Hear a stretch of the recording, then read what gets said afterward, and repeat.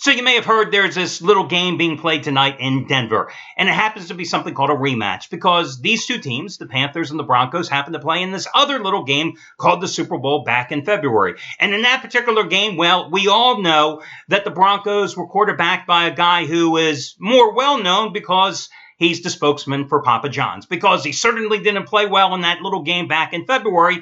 But we have the rematch tonight, and everybody's focused on it because it's the first game since that game in February for NFL fans. What? You think the NFL preseason counts? Seriously? Where have you been? What planet are you from? But anyway, all the gamblers are coming out in droves because this whets their appetite. They've got to get in. And all I can say to you is the same thing I told you back in February. This game tonight, just like that little game in February, the Super Bowl, it's just another game. It's one little game. One little game among a slew of games we're going to have from tonight through the next little game we have next February. It's one game and one big, massive season, guys. So you don't play it for like everything it's worth. It's just one more game. And I don't really know if it's that attractive a game, to be honest with you. Listen, I'm going to break it down for you, both sides. I'm going to give you a total selection in this game because I think the total is every bit as interesting as the side play. And I only have a 10-dime side play in the game. And I rate my plays 5, 10, and 15 dimes. So it's right there in the middle. But I think the total is every bit as strong. And I've got a free play as well in baseball tonight on the Yankees and Rays. And listen, I won again last night in baseball with the free plays, giving the Red Sox in a run-line rout at San Diego over the Padres. And I've won 8 out of 10 complimentary plays here on the video report since I returned from action, being sidelined after a month with pneumonia here since last Thursday when I returned. So I'm going to break it all down for you. And I've got to tell you here, for the handicappers at the site, it's a split decision. Half love the Broncos, half love the Panthers. That's just the way it is because this game is very interesting for a multitude of reasons. Hell, I can tell you right now, guys, here at the site, Matthew Parker has another 100-dime max wager release, number 7 out of 11, and I chose him to be the featured discounted play today because he's been on a nice roll. And last Thursday, you may recall, he started the college football season with a 100-dime max wager play when he was the featured discounted release. And what did he give you? App State plus 21.5 points with the near overtime upset on the road of Tennessee. So I figured I'd go to the well with him again. And listen, a guy like Scott Delaney, who with his 100-dime max wager releases, I think he's going for number 6 out of 8 in the NFL going back to last season. And he's been money in the bank with these plays over the past 5 years. He's on the exact same side as Parker, so you've got a consensus play there. But then you've got Brandon Lang, who's going for winning day number 6 in a row and number 15 out of 19. He's on the opposite side of those two. And if you were to go down the handicapper lineup here at the sites, truly, it is a split decision when it comes to the side for this particular game. But again, it's just another game. Personally, I think there's a slew of better games on Sunday's card. So, listen, I look at these Thursday night games, whether it's the NFL or the college football. I always look at Thursday night games and the Friday night games in college football as an opportunity to build your bankroll. Because to me, the Thursday and Friday night games are far more important than the Saturday and Sunday games for this one simple reason.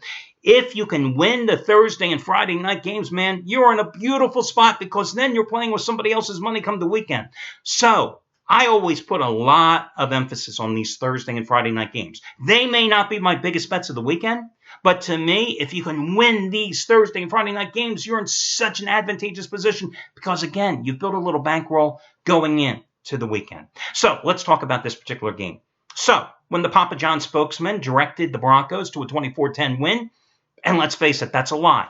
He didn't direct them to the 24-10 win. The defense directed Denver to the 24-10 win because the Denver defense was dominating. But was it the fact that Denver won the game or Carolina lost the game last February? To me, Carolina was a scared team, which wasn't really a surprise because the Panthers were the young team. And how many times have you seen, no matter the sport, the young team in the national spotlight in a game of that magnitude play scared? You know, the deer in the headlight look. And that's what you had with the Panthers last year.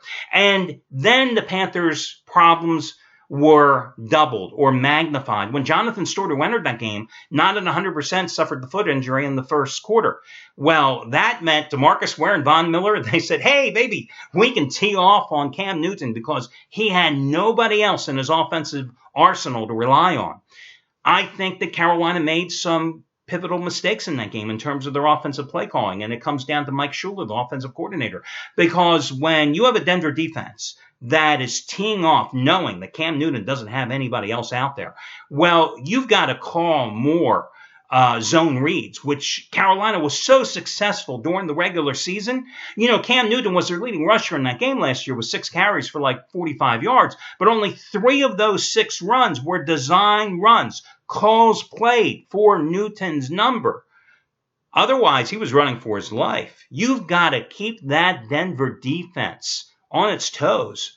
Otherwise, they're going to just tee off. Now, this year, Stewart is healthy. This year, Kelvin Benjamin, who missed all of last year, one of his top wide receivers. Carolina, more offensive weaponry. This Denver defense, of course, listen, everybody's back. Von Miller's back with his multi-million-dollar salary. DeMarcus Ware is back. Everybody's back. So the Denver defense is strong. But let's not discount the Carolina defense. That front 7 is good. Carolina had 5 sacks of Peyton Manning last year, okay, in the Super Bowl. But then you have the questions about the Carolina secondary. You've got 2 rookie corners. You've got a new starting free safety. But then let's flip the coin. You have to say, can the new Denver quarterback, a guy whose only NFL experience, the only snap he's ever taken is a kneel down, is he going to be able to get the job done? Flip side of the coin, playing devil's advocate. Well, gee, they won it with a ragtag arm quarterback that could barely throw the ball 15 yards a year ago, right? Denver wants to run the ball. Okay, let's play devil's advocate again. Denver's going to try to run the ball behind a patchwork, reworked, reshuffled offensive line. Tell me, you got 2 great wide receivers. You don't know if the quarterback can get him the ball. Did you see anything in the preseason to convince you that the Broncos have any offense? The only good thing the Broncos did offensively during the preseason is they decided that Mark Sanchez wasn't the answer at quarterback. Gee, you had to be a rocket scientist to figure that out. Now, if you're going back and looking at the preseason for Denver and you want to draw any conclusions about their defense and their underwhelming performance, remember this. Wade Phillips, the defensive coordinator, does not believe in blitzing during the preseason. Oh, Wade Phillips is going to blitz tonight. You can bet your bottom dollar on that. And you can bet your bottom dollar that Cam Newton's going to see Von Miller and you're going to see DeMarcus Ware and say, hey, guys, because they're going to be in the backfield a few times here this evening. Look, Denver offensively is going to look to get Anderson involved in the run game here tonight early and often. Super Bowl last February, 23 carries, 90 yards. They're going to be a ball control offense here tonight.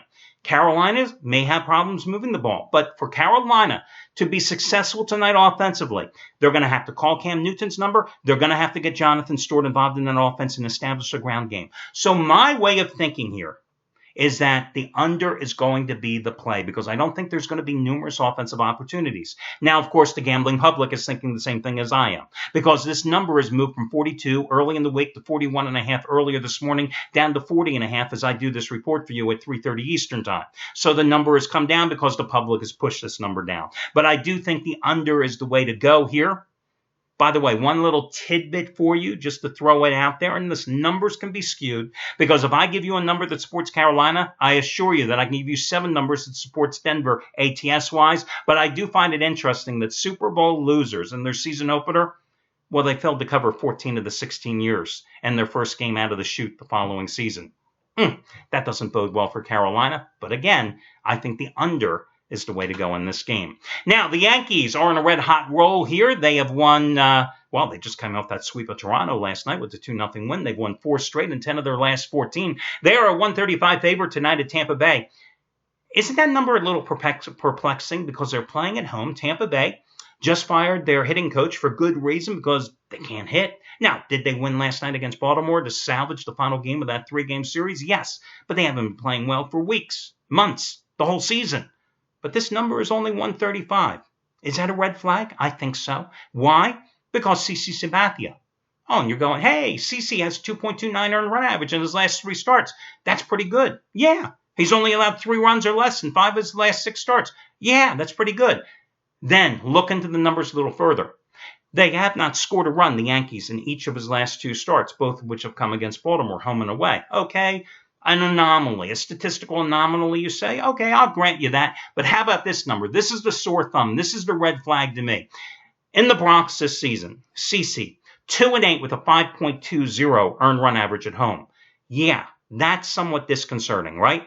Now, Alex Cobb going for Tampa Bay. This is a guy whose career was derailed because of Tommy John surgery. This is just his second start since coming back, okay? His first one was against Toronto. Pretty damn good. 5 innings pitched, 4 hits, 2 runs allowed. The numbers I look at, though, 1 walk, 7 strikeouts. This is a guy who absolutely owned the Yankees before getting hurt. 10 career starts against them, 5-2 record, but the big number, 1.93 earned run average. I know the Yankees have moved within 4.5 games of first place Boston. I know they're only 2.5 games behind Baltimore in the wild card race. I know the Rays are 6 games under 500 in division play this season, and they haven't played well on the road where they're 11 games under 500 on the season. But damn it, I'm willing to take them here tonight and take a shot with the Rays and Cobb as a $1.20 to $1.25 underdog in this game. So that's going to be your second complimentary play. Tampa Bay is the road puppy, along with the under in the Carolina-Denver contest. That'll do it, guys. Wish you well, and I'll talk to you again tomorrow when we do this one more time.